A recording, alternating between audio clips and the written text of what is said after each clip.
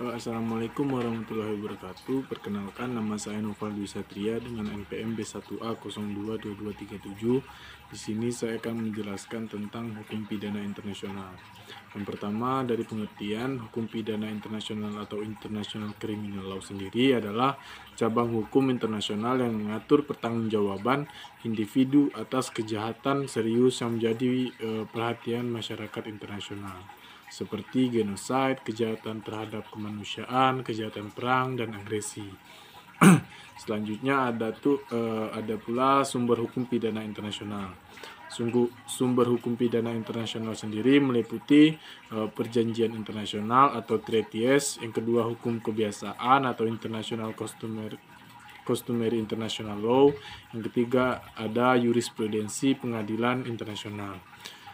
Selanjutnya ada pula lembaga peradilan pada hukum internasional.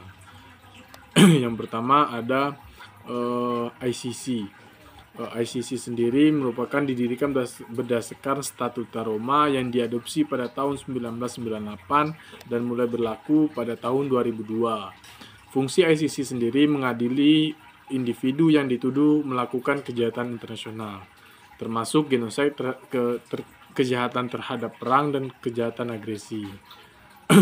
Yuridiksi ICC sendiri memiliki yuridiksi atas kejahatan yang terjadi di negara-negara yang telah meratifikasi Statuta Roma, atau jika Dewan Keamanan PBB merujuk kasus tertentu kepada ICC.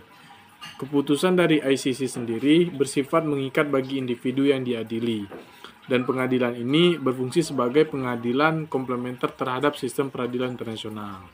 Selanjutnya ada pengadilan ad hoc. Pengadilan ad hoc adalah pengadilan yang dibentuk untuk menangani kasus-kasus tertentu yang berkaitan dengan pelanggaran hukum internasional, atau pengadilan sementara. Yang selanjutnya ada pengadilan hybrid. Pengadilan hybrid sendiri adalah lembaga peradilan yang menggabungkan antara elemen-elemen dari sistem hukum internasional dan nasional untuk mengadili kejahatan internasional seperti genosida, kejahatan terhadap kemanusiaan, dan kejahatan perang. Selanjutnya ada pula prinsip-prinsip dalam hukum internasional. Yang pertama ada nullum crimini sine lege, atau prinsip ini berarti tidak ada kejahatan tanpa hukum yang jelas. Artinya seseorang tidak dapat dihukum atas suatu tindakan yang tidak diatur sebagai kejahatan dalam hukum yang berlaku pada saat tindakan tersebut dilakukan. Selanjutnya ada prinsip komplementaritas, adalah salah satu prinsip fundamental dalam hukum pidana internasional, khususnya yang diatur dalam Statuta Roma yang mendirikan pengadilan ICC. Prinsip ini berfungsi untuk menentukan hubungan antara yuridiksi nasional dan internasional dalam penuntutan kejahatan internasional.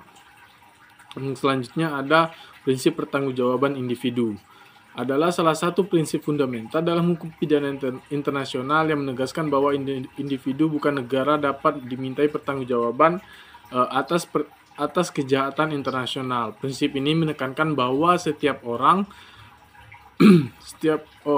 itu bukan tanggung jawab dari negara, dapat dimintai pertanggungjawaban atas apa yang dilakukannya. Selanjutnya ada prinsip non-imunitas bagi pejabat negara.